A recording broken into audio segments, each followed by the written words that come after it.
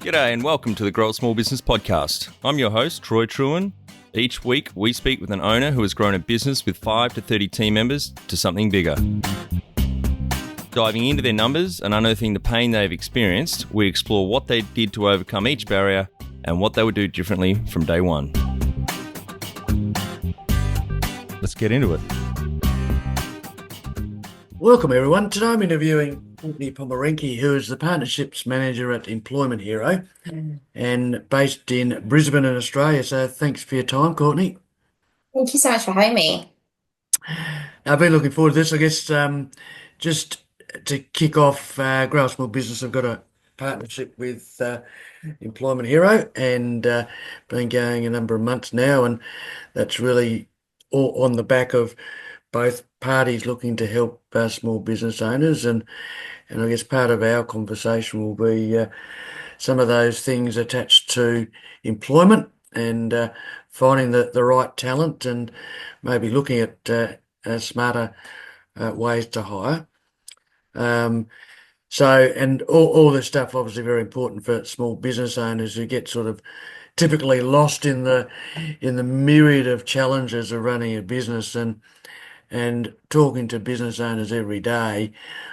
There's not very often where most don't sort of say that finding good people particularly, is one of their challenges. So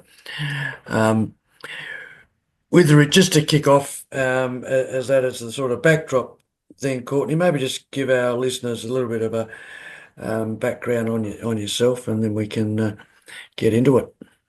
Yeah, excellent. Well, as mentioned, my name's Courtney. I'm one of the partnership managers here at Employment Hero. I've been working in the partnership space with Employment Hero for a little over a year now, but I've worked quite closely with them previously in some of my other roles. My day-to-day is working with partners like Grow a Small Business and their end clients on employment, on every aspect of employment, from recruitment to onboarding, compliance, performance management, payroll, employee reward and recognition, all the way through to offboarding. So from an employment perspective, it's really hired to fired or hired to retired. And yeah, that's kind of my bread and butter. Yeah, so I guess your background and your experience is certainly valuable when it comes to small businesses, and particularly then obviously what Employment Hero bring to the table. So I guess coming back to that sort of typical question about how do we hire the right people, and typically the biggest challenge. What is your thoughts on that? And I guess how can Employment Hero possibly help in that regard? Yeah, perfect. I suppose unless you're opening or have a small business as a recruiter, you probably don't really go into business with big dreams of dealing with hiring or recruitment, right? You normally start with a bit of a mission or a vision, but being an employer does become a necessary part of the journey, and it's definitely not without its challenges. Whilst challenges can be business specific, I do tend to see probably 4 or 5 core challenges across most small businesses when recruiting. I think if we take a step back for a moment and look at recruitment as a whole, nothing's really changed at its core over the last few decades. Everything is the same. You have a job vacancy, you advertise it, you might go to a job board or a recruiter, you then wait and you wait and you wait for applications to trickle in, and then you've got to go through and review them, shortlist them, and then you start your candidate flow essentially. That at its core is quite time intensive. It's also quite costly for businesses. So I'd probably say my first struggle I see with small businesses in particular is the lack of time and resources to do that. So unlike larger companies with a recruitment specialist or a talent acquisition team, small business owners tend to wear lots of hats. You might be doing finance, and then you might be doing front counter stuff, and now you're doing recruitment. That can make it really hard to recruit properly, essentially. It becomes a bit of a rush job. And in the interim, small business owners are often absorbing additional responsibilities, or they're passing those on to other staff. So then we start to see things like attrition and burnout as a flow-on effect. I think another challenge for small businesses is attracting the right talent. It is a competitive job market. It has been for a very long time now, and small businesses can often struggle to stand out against bigger employers. The next challenge I think pops up from time to time are mismatched expectations. So sometimes job descriptions don't clearly reflect what's actually needed, or salary expectations aren't discussed early on, leading to wasted time at the end of the hiring process. Culture fit is also a massive challenge when hiring, and we see that a lot more in smaller teams because one bad hire has a very big impact on a business. So things like morale, productivity, absenteeism, again, attrition. And I reckon probably the largest challenge that I see, or the hardest challenge, is a mindset challenge. So that's the way we've always done it approach. So many small businesses will rely on those traditional hiring methods like your job boards or your word of mouth or recruiters. But I think someone once said, if you do what you've always done, you'll get what you've always gotten. The definition of insanity. Yeah, I think Einstein said that one. Yeah. Yep, and it's a very good point. I think like a lot of things in business, if you keep doing the same things, get the same results. Well, I think that's a telltale to change things. So I guess in that context, then, as far as what is some smarter ways of finding the right people? Yeah, I think this is where the right technology can really help level the playing field. And I'm particularly referencing AI. I know AI can be a little bit of a dirty word at the moment, a bit of a taboo, or everyone's sick of hearing about it. Equally, some businesses are a little bit scared by the thought of AI or the challenge that it presents. The truth is, AI is already here. It's already embedded in a lot of tech tools businesses are already using, and it can be incredibly helpful, particularly for time-poor business owners when it's used correctly. So, an example of this is Employment Hero's Smart Match tool, which does a lot of the heavy lifting for recruitment. And that smart match tool, how does that sort of work? Sort of in Yeah. summary, yeah. Yeah, great question. So glad you asked. I might clarify what it's not, right? So Smart Match isn't a job board. Smart Match is, I suppose, the opposite. It's actually designed to mean you'll never have to post a job to a job board again. Smart Match represents an always on talent directory, which is available to businesses whenever and wherever they need it. So they can hire on demand, essentially. I'm going to circle back to the talent pool size in just a moment because I think that's important. But the tool itself leverages AI to provide curated candidate lists in seconds, not days, not weeks, not hours, but seconds. But they're not just any candidate lists. SmartMatch utilizes AI to better understand business attributes. So things like location, job requirements, work style, is it hybrid, is it remote, skills, experience, qualifications, all those sorts of things. It then takes that data and compares that with candidates' profiles and CVs to provide only relevant and aligned matches, which we then score in order of most aligned to lesser aligned. Those shortlisted candidate pools also come with contact details accessible immediately. So you can go from deciding that you need to hire to being on the phone to a candidate in a matter of minutes. Once you're sold and you've found your perfect candidate, then you can onboard them with a single click onto the employment operating system. So again, trying to be really end to end. We don't want to have additional double handling of details or manual entry into different systems or additional subscriptions. End to end from a recruitment perspective, we're looking at an average reduction in the time to hire by 2 weeks. We're looking at a reduction of approximately 12 hours of admin per hire. And hundreds, if not thousands of dollars saved in recruitment costs, whether you're posting to a job board using a recruiter, all those sorts of things. Now I'm going to circle back to that talent pool size, like I promised earlier. Probably wondering where the candidates come from. So they come from EH Jobs, which is Employment Hero's bespoke platform. So on there is a talent pool of over 1.25 million people globally, but more specific to Australia, there's more than 800,000 candidates in Australia ready to go. Each month, the EH Jobs Board onboards approximately 20,000 new candidates in Australia alone. So it is growing at quite a rapid rate. I think as a small business owner, imagine having that at your fingertips. It's a pretty powerful kind of recruitment tool. I think it's also probably worth noting that we actually use Smart Match and EH Jobs to recruit our own staff internally. One of the recent hires we made with it was hired in 7 days. So it is quite quite a quick turnaround time. So yeah, just a few fun Yeah, wow. facts.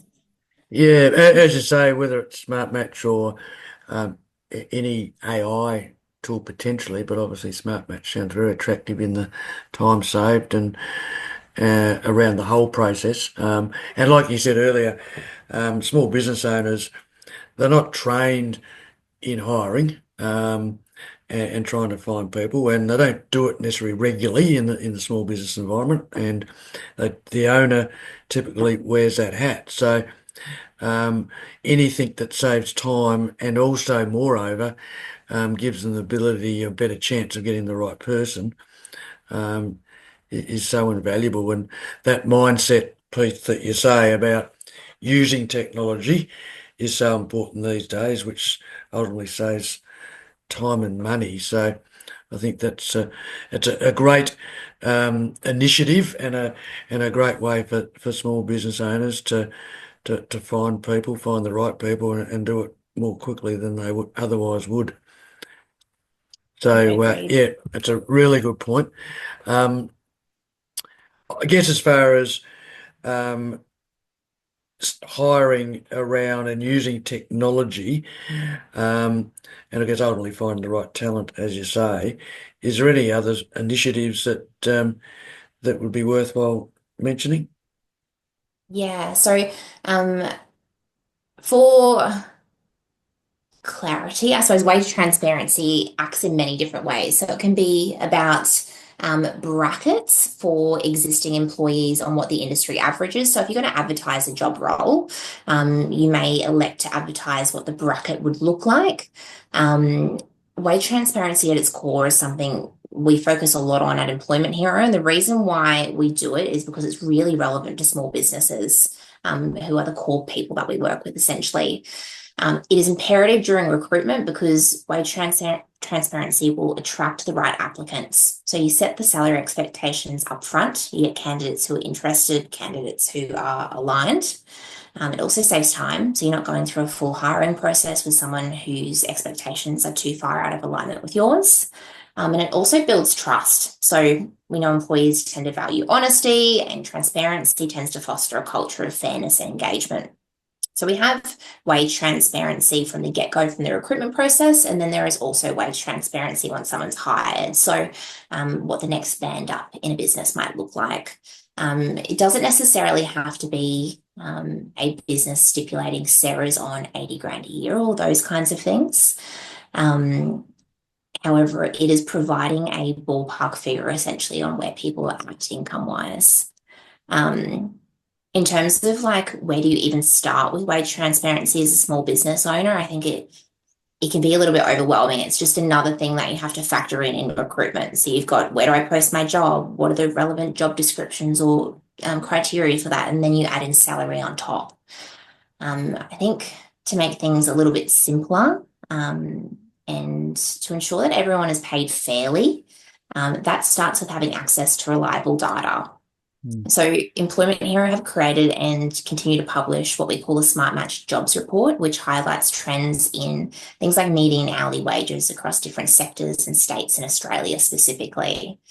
We also offer a complimentary Smart Match salary benchmarking tool. So both the report and that benchmarking tool as well tap into real-time data from more than 2 million employees, I think it is currently, and over 300,000 businesses. So those are precise salary and employment trend figures rather than just what something is advertised or at on LinkedIn or Seek. It's actually real-time data about what employees are being paid. I'm happy to provide a link to both of those as well for the show notes, if anyone wanted to access those. Yeah, no, they're great. And it's an interesting point, the wage transparency, because sometimes, small business owners have this mindset, oh, I can't put that out there, and everyone's going to know, and the like. And I guess it's sort of a little bit of a fixed mindset, isn't it, as far as their approach. And like you say, you don't have to be specific; it's just be a band. But again, it's one part to, as you said, is attracting the right person for the right role, I guess. Yeah, absolutely. I think if you're uncomfortable posting a specific figure, it could be a band. And if you don't want to post a band, you can post something like competitive market rates because you've got that data to base that statement on. Equally, if you do want to shy away from conversations about salary amounts, there are other things that can be done to attract and retain talent. So, if we look at what employees value, flexible working arrangements or learning and development opportunities or training career development pathways, all those sorts of things. It doesn't necessarily have to be more money in the paycheck. Mm. It could be workplace culture, flexible working arrangements, all those sorts of things. I think the key is really setting clear expectations early. That avoids both parties, the employer and the job seeker, wasting any time, and then things going pear-shaped later down the track. Are you a small business owner who is ready to take your professional growth to the next level? Sign up to the Grow a Small Business Weekly newsletter. This is your go-to email every Friday and will take about 2 minutes to read. Join the Grow a Small Business community who, like you, are investing in their professional development. Each week, we curate valuable resources, whether it's expert advice, books, podcasts, industry insights. Yeah, and it's an interesting point. I mean, you raised it's not necessarily about the dollars. It's some of those important aspects for people looking to change employment is flexibility and you mentioned sort of career pathway. Um, how important is that from an employee perspective in either, moving employers or just, I guess, the retention piece from an employer perspective? Yeah, look, I think it depends on two things. It depends what the workplace culture looks like. Sometimes when a business is very proactive in terms of professional and personal development as well. I just want to say there's two areas, professional development and personal development. And you can offer either or. Professional development is obviously climbing the corporate ladder or the career pathway, you're upskilling, or you might be skilling sideways in a business, whereas your personal development is things like your mindfulness, your writing skills, communication, all those sorts of things as well. So it can be twofold. Mm-hmm. Can be the importance of it can depend on company culture, but it also can depend on an individual. And I think those are really important conversations to have during hiring, but then also ongoing between a manager and employee. Not everyone is motivated the same. Some people will want more money. Some people will want flexible working arrangements. Others will want development opportunities. Some people are just happy with their job. I don't think we can offer too many broad brushstrokes. I think it is important for a business to be open to all avenues and understand that people are motivated differently. Yeah. Yeah, that's a good point. And I guess therein lies an important aspect as far as regularly meeting with your employees and building that rapport and trust, and to understand what does matter to them. Yeah, absolutely. And it's always changing too. So, for example, a lot of employees weren't as fussed about flexible working conditions pre-COVID, and now it's almost a necessity, which is probably an interesting topic when we look at a lot of organisations continuing to mandate return to work arrangements, whereas there's some industries like the care industry where work from home is not even possible. Some people would value time in lieu, or some people would prefer overtime. And then there's obviously implications depending on awards and EBAs and that sort of thing. But yeah, I think there's lots of different ways to incentivize employees. It doesn't have to be all pizza parties and that sort of stuff. Yeah, exactly. Yeah. And like I say, flexible working arrangements is not just working from home, it's multiple different aspects to consider. Yeah, great. So Courtney, do you have a little sort of story with a client that you can use to sort of, I guess, illustrate how what we've been talking about can be so impactful for a small business? Yeah, absolutely. I've been doing a fair bit of work in the NDIS space at the moment in terms of as a whole, as an industry, we're looking at really high attrition rates. We also tend to see really high growth rates with them. We partnered recently with a Queensland-based NDIS business. Give me 2 seconds. It was disability support workers for Participate Australia. Right. And they were a little bit of a larger organisation, but they were really struggling to fill things like our open roles. There was also some concerns around quality of candidates, right? Quality of candidates isn't just an NDIS industry specific challenge. For example, when I used to work at Specsavers, on one of our recruitment drives, we had a deep sea fisherman apply for a role. And I am all for a career change. However, I don't think that lovely gentleman had actually read the job post. Probably does imply he should have gone to Specsavers, but quality of candidates tends to be quite a large issue across a lot of industries, right? They were also looking for different ways to hire outside the standard traditional job boards. And I think that really comes back to our point earlier on if you do what you've always done, you'll get what you've always gotten. Equally, with the NDIS industry, having qualified candidates who have the requisite training is really critical to service delivery. So essentially, we partnered with them on our Smart Match initiative, and they were also utilising our HR platform as well. Through that, there were a few really key takeaways. They were able to reduce their time to hire. They reduced their spending as well on recruitment. They also improved their onboarding experience. So they were seeing better retention, more consistent performance in their employees as well, because they were going through the exact same streamlined onboarding process rather than the disjointed one. The HR team itself also reported a lot more time back in their days, and that circles back to that reduction in administrative tasks because they weren't spending time crafting the job post, posting the job post, reviewing all of the applicants. That was all done essentially for them, and that is the purpose of Smart Match. They were also seeing a significantly increased higher rate as well. So you're having better candidate matches in a shorter time frame, essentially.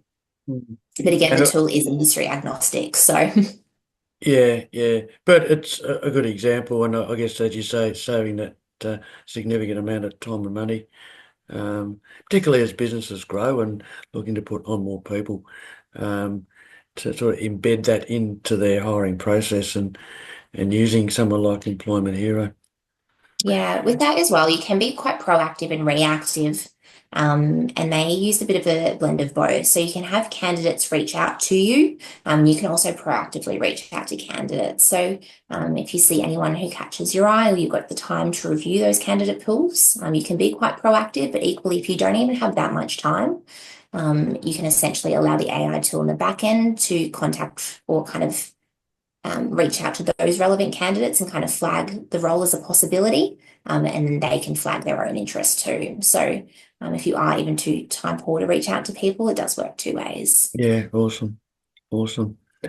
So there's some great tips and initiatives you've just shared with our listeners. So that's great. I really appreciate that. So just to close, what's one thing business owners listening to this podcast could do straight away to help them with at least their hiring process? Yeah, I think at a really high level, stop hiring the hard way. And I know that sounds really simple, but it depends where your challenges are, right? Whether you're manually sifting through resumes, I would recommend looking at your AI-powered tools for that aspect. So things like your Smart Match. If your problem is with attracting talent, have a look at the wage transparency tools available out there and then start to implement those as a bit of a competitive edge. I think above all else, always endeavour to be proactive rather than reactive, even with recruitment. So don't wait until you're desperate to hire. Start to work on your employer brand, start to create talent pools, and I think always be open to great talent.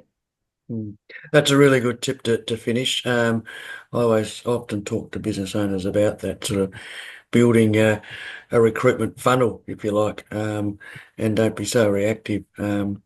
So, yep, good way to finish. So again, thanks for your time, Courtney. It's been great, some great tips, and look forward to working with Employment Hero and in the grow small business space moving forward.